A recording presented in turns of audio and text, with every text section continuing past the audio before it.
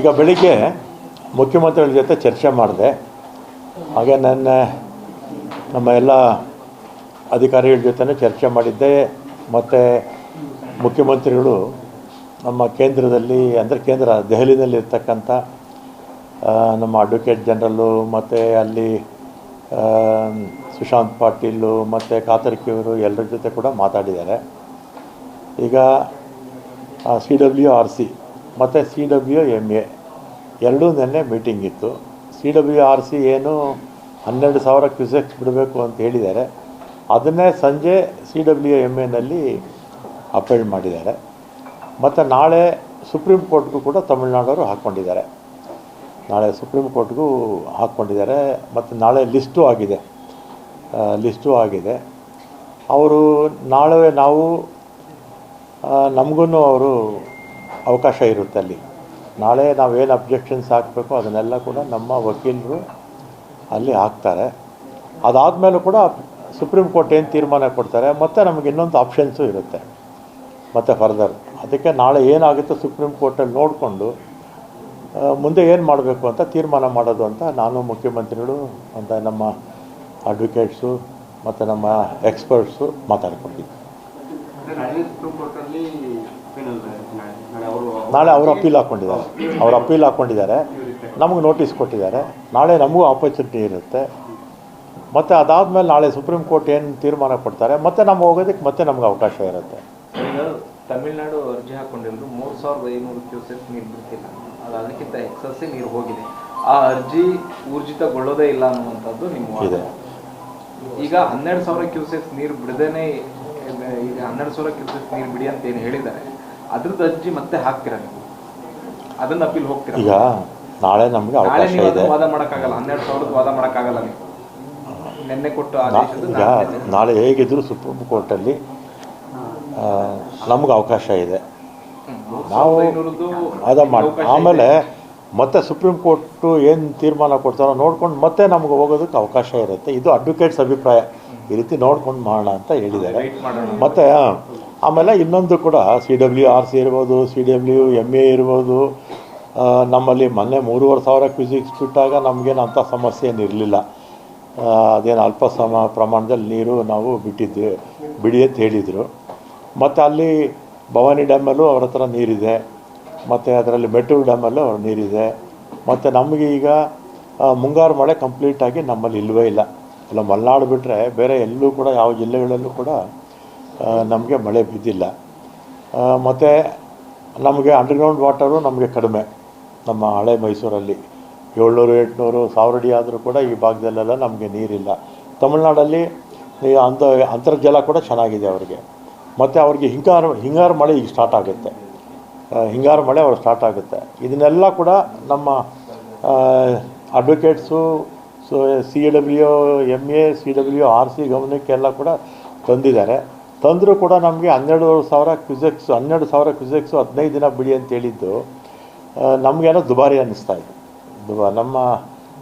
ನಮ್ಮಲ್ಲಿ ಇರ್ಬೋದು. ಈಗ 76 TMC ನೀರಿದೆ.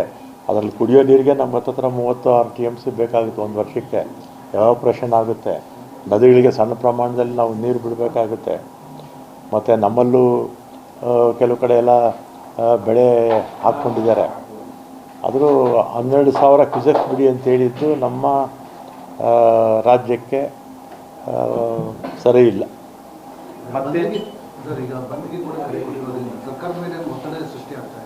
ಯಾವುದು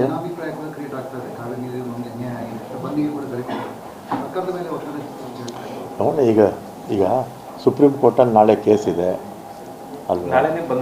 ನಾಳೆ ಇದೆ. ಇರಲಿ, ಬಂದು ಅದು ಸಹಜವಾಗಿ ನೆಲ ಜಲ ಭಾಷೆ ಬಗ್ಗೆ ನಮ್ಮ ರಾಜ್ಯಕ್ಕೆ ಅನ್ಯಾಯ ಆದಂಥ ಸಂದರ್ಭದಲ್ಲಿ ಎಲ್ಲರೂ ಕೂಡ ಮಾಡ್ತಾರೆ. ಅದೇನು ಅದು ಅವ್ರ ಪಾಡಿಗೆ ಅವ್ರು ಮಾಡಲಿ. 1,500 ಕ್ಯೂಸೆಕ್ ಬಿಟ್ಬಿಟ್ಟು ಇನ್ನೂ ಜಾಸ್ತಿನೇ ಹೋಗ್ಬಿಡ್ತು. ಯಾಕಂದ್ರೆ ನಮಗೆ ಕಬಿನಿ ಡ್ಯಾಮಲ್ಲಿ ನಮಗೆ ನೇರವಾಗಿ ಇದಕ್ಕೆ ಹೋಗೋದು, ಎಲ್ಲಿಗೆ ನದಿಗೆ ಹೋಗುತ್ತೆ. ನಾವಲ್ಲಿ ಕಬಿನಿ ಡ್ಯಾಮ್ ಒಂದ್ಸಲಿ ತುಂಬಿದ ಮೇಲೆ ನಾವು ಸ್ಟೋರ್ ಮಾಡ್ಕೊಳ್ಳೋಕೆ ಎಲ್ಲೂ ನಮ್ಗೆ ಅವಕಾಶ ಇಲ್ಲ. ನೇರವಾಗಿ ಅದು ನದಿಗೆ ಹೋಗುತ್ತೆ. ಹತ್ತತ್ರ ಒಂದು ಎಲ್ಲ ಸೇರಿಸಿ ಒಂದು 10 TMC ಅಷ್ಟು ನೀರು ಹೋಗಿದೆ.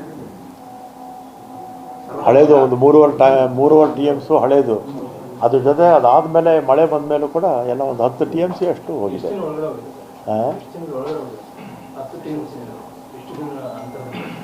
ಅದು ನಾವು 3,500 ಕ್ಯೂಸೆಕ್ಸು ಬಿಡಬೇಕು ಅಂತ ಅವರು ಆದೇಶ ಕೊಟ್ಟಿದ್ದರು. ನಾವು ಆಲ್ ಪಾರ್ಟಿ ಮೀಟಿಂಗ್ ಕರೆದಿದ್ವಿ. ಆಲ್ ಪಾರ್ಟಿ ಮೀಟಿಂಗ್ ಕರೆದಿದ್ದ ದಿವಸನೇ ಮಳೆ ಬಂತಲ್ಲ, ಆವತ್ತೇ ಡ್ಯಾಮ್ ತುಂಬೋಯ್ತಲ್ಲ, ಆವತ್ತಿಂದ 29ರಿಂದ ಇಲ್ಲಿ ತಮಿಳುನಾಡಿನಲ್ಲಿ ಏನಿದೆ ಏನು ಟೀಮ್ ಕಳಿಸೋದಕ್ಕೆ ಏನಾದ್ರು ಮನವಿ ಮಾಡೋದು, ನೀವೇನು ರಾಜ್ಯದ ನಿಯೋಗ ಹೋಗುವಂಥದ್ದು ಈಗ ಯಾವುದ್ರ ಬಗ್ಗೆ ಅದೇ ಈಗ ತಮಿಳು ವಿಚಾರವಾಗಿ ಈಗ ಅಲ್ಲಿ ತಮಿಳುನಾಡಲ್ಲಿ ಹಿಂಗಾರು ಆಗುತ್ತೆ ಈಗ ಮುಂದೆ ಮತ್ತೆ ಡ್ಯಾಮ್ನಲ್ಲಿ ನೀರಿದೆ ಅಂತ ಹೇಳ್ತಾರೆ. ಬಟ್ ಅಲ್ಲಿ ನಿಜವಾಗ್ಲೂ ವಾಸ್ತವಸ್ಥಿತಿ ಏನಿದೆ ಅವರಿಲ್ಲ ಅಂತ ವಾದ ಮಾಡ್ತಾರೆ. ನಾವು ಅಲ್ಲ, ಇನ್ನೊಂದು ಯಾವ ನಮ್ಮ ದೇಶದಲ್ಲಿರ್ತಕ್ಕಂಥ ಎಲ್ಲ ಡ್ಯಾಮ್ಸಲ್ಲೂ ಕೂಡ ಎಷ್ಟು ನೀರಿದೆ ಅಂತ ಪ್ರತಿ ಗಂಟೆಗೂ ಕೂಡ ಮಾಹಿತಿ ಕೇಂದ್ರ ಸರ್ಕಾರಕ್ಕೆ ಹೋಗುತ್ತೆ. ಆಮೇಲೆ ಇನ್ಫ್ಲೋ ಎಷ್ಟಿದೆ ನದಿಗಳು ಇದು ಡ್ಯಾಮ್ಸ್ಗೆ, ಆಮೇಲೆ ಆಚೆ ಎಷ್ಟು ಬಿಡ್ತಾರೆ, ಎಲ್ಲ ಮಾಹಿತಿ ಇರುತ್ತೆ. ಇಲ್ಲ, ಏನಿಲ್ಲ, ಭಾಳ ಪ್ರಬಲವಾಗಿ ಮಾಡಿದ್ದಾರೆ. ಆಮೇಲೆ ನಮ್ಗೆ ಯಾರು 15-20 ವರ್ಷದಿಂದ ಯಾರು ವಾದ ಮಾಡ್ತಾ ಇದ್ರಲ್ಲ ಕೇಂದ್ರದಲ್ಲೆಲ್ಲ ದೆಹಲಿನಲ್ಲಿ ನಮ್ಮ ವಕೀಲರು ಸೇಮ್ ಅದೇ ವಕೀಲರು. ಆಮೇಲೆ ನಮ್ಮ ರಾಜ್ಯಕ್ಕೆ ಸುಮಾರು 20-25 ವರ್ಷದಿಂದ ಯಾರು ಟೆಕ್ನಿಕಲ್ ಅಡ್ವೈಸರ್ಸು ಅಂದರೆ ನೀರಾವರಿ ಕ್ಷೇತ್ರದಲ್ಲಿ ಯಾರು ನಮಗೆ ಅಡ್ವೈಸ್ ಮಾಡ್ತಾಯಿದ್ರು, ಯಾರು ವಾದ ಮಾಡ್ತಾಯಿದ್ರು, ಅದೇ ಜನನೇ ವಾದ ಮಾಡ್ತಾಯಿದ್ರು. ಸರ್, ಕೇಂದ್ರ ಸಚಿವ ಕುಮಾರಸ್ವಾಮಿ ಅವರೊಂದು ಆರೋಪ ಮಾಡಿದ್ದಾರೆ, ಸರಿಯಾದ ಸಮಯಕ್ಕೆ ಡೆಲ್ಲಿಲಿ ಬಂದು ಇವರು ಮೀಟಿಂಗ್ ಮಾಡಲಿಲ್ಲ, ಸರಿಯಾದ ಸಮಯಕ್ಕೆ ಇವರು ಮಂತ್ರಿಗಳ ಕ್ರಮ ತೆಗೆದುಕೊಂಡಿಲ್ಲ, ಜಲಸಂಪನ್ಮೂಲ ಖಾತೆ ಏನು ಅಂತ ರಾಮಲಿಂಗಾರೆಡ್ಡಿ ಅವರಿಗೆ ಗೊತ್ತಿಲ್ಲ, ಇದೊಂದು ಉಡಾಫೆ ಸರ್ಕಾರ ಅಂತ ಕೇಂದ್ರ ಸಚಿವರು. ಈಗ ಒಂದು ಡಿಬೇಟ್ ಬರಲಿ, ಒಂದು ಡಿಬೇಟ್ ಕಳಿಸ್ಲಿ, ಯಾರಿಗಾದರೂ ನೀರಾವರಿ ಇಲಾಖೆ ಬಗ್ಗೆ ಮಾತಾಡ್ತೀನಿ. ಯಾರನ್ನ ಕಳಿಸ್ಲಿ, ಅವರಲ್ಲಿ ಹಿಂದೆ ಮಂತ್ರಿಗಳಾಗಿದ್ರಲ್ಲ, ಅವ್ರು ಯಾರನ್ನ ಕಳಿಸ್ರೆ ಡಿಬೇಟ್ ಮಾತಾಡೋಣ. ನೀರಾವರಿ ಕೃಷ್ಣ ಬಗ್ಗೆ ಮಾತಾಡೋಣ, ಮಹದಾಯಿ ಬಗ್ಗೆ ಮಾತಾಡ್ತೀನಿ, ಕಾವೇರಿ ಬಗ್ಗೆ ಮಾತಾಡ್ತೀನಿ. ಬರಲಿ, ಮಾತಾಡಲಿ ಯಾರಾದರೂ. ಕುಮಾರಸ್ವಾಮಿ ಇನ್ನೊಂದು ಹೇಳಿದ್ರು, ನೀರಿನ ಕೊರತೆ ಇದ್ದಾಗ ಏನು ಮಾಡಬೇಕು ಅಂತ ಹೇಳಿ ವಕೀಲರ ಜೊತೆ ಚರ್ಚೆ ಮಾಡಬೇಕಿತ್ತು, ಇನ್ನೂ ಮಾಡಿಲ್ಲ. ನೀರಿನ ಕೊರತೆ ಇದ್ದಾಗ ಏನು ಮಾಡಬೇಕು ಅಂತ ವಕೀಲರ ಜೊತೆ ಸರ್ಕಾರ ಚರ್ಚೆ ಮಾಡಬೇಕಿತ್ತು. ಈಗ ನಾವು ನಮ್ಮ ರೈತರ ಹಿತಾಸಕ್ತಿಯನ್ನು ನಾವು ಕಾಪಾಡಿದ್ವಿ. ನಾವು ಎಲ್ಲೂ ಕೂಡ ಹಿಂದೆ ಬಿದ್ದಿಲ್ಲ. ರಾಜಕೀಯ ಕಾರಣಗಳಿಗೋಸ್ಕರ ಅವ್ರು ಮಾತಾಡ್ತಾರೆ ಅಷ್ಟೇ. ಅದರಲ್ಲೇನು ಅದನ್ನೇನು ಸೀರಿಯಸ್ ಆಗಿ ಅನ್ನೋ ತಗೊಂಡು ಬೇಕಾಗಿಲ್ಲ.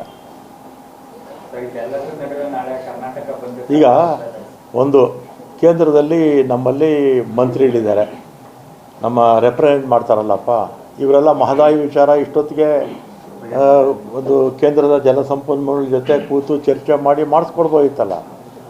ಮತ್ತು ನಮ್ಮ ಕೃಷ್ಣ ಮೇಲೆ ಇದ್ರ ಬಗ್ಗೆ, ಆಲಮಟ್ಟಿ ಇದ್ರ ಬಗ್ಗೆ ನಮಗೂ ವಿವಾದ ಇದೆಯಲ್ಲ, ನಮಗೂ ಆಂಧ್ರ ಪ್ರದೇಶಕ್ಕೆ ತೆಲಂಗಾಣಕ್ಕೆ, ಈಗ ತಮಿಳ್ನಾಡಿಗೂ ನಮಗೆ ಮೇಕೆದಾಟು ವಿಚಾರ ಇದೆಯಲ್ಲ, ಇವರೆಲ್ಲ ಮಾಡ್ಬೋದಿತ್ತಲ್ಲ. ಕೇಂದ್ರದಲ್ಲಿ ಮಂತ್ರಿಗಳಾಗಿದ್ದಂಥವ್ರು 3-4 ಜನ BJP ಮಂತ್ರಿಗಳಿದ್ದಾರೆ, ಇವರು JDSನಿಂದ ಸಚಿವರಾಗಿದ್ದಾರೆ, ಸಮ್ಮಿಶ್ರ ಸರ್ಕಾರ ಇವ್ರದ್ದು ಅಲ್ವಾ, ಇವರೆಲ್ಲ ಮಾಡ್ಬೋದಿತ್ತಲ್ಲ.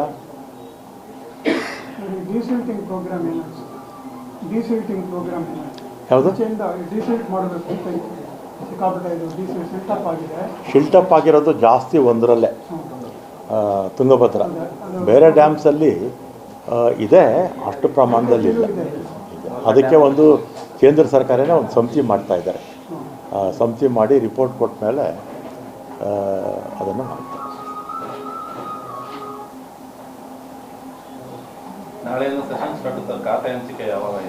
ಇವತ್ತಾಗುತ್ತೆ. ಹೌದು. ಈಗ ಯಡಿಯೂರಪ್ಪ ಅವರು 2 ತಿಂಗಳಿದ್ರು, ಒಬ್ಬರೇ ಚೀಫ್ ಮಿನಿಸ್ಟ್ರು.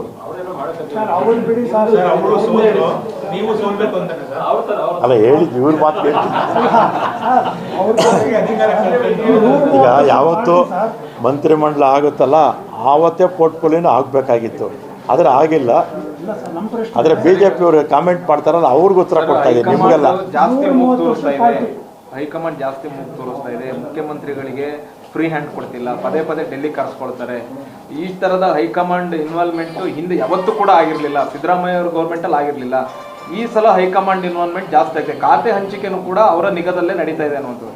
ಇಲ್ಲ, ಆ ಥರದ್ದೇನೂ ಇಲ್ಲ.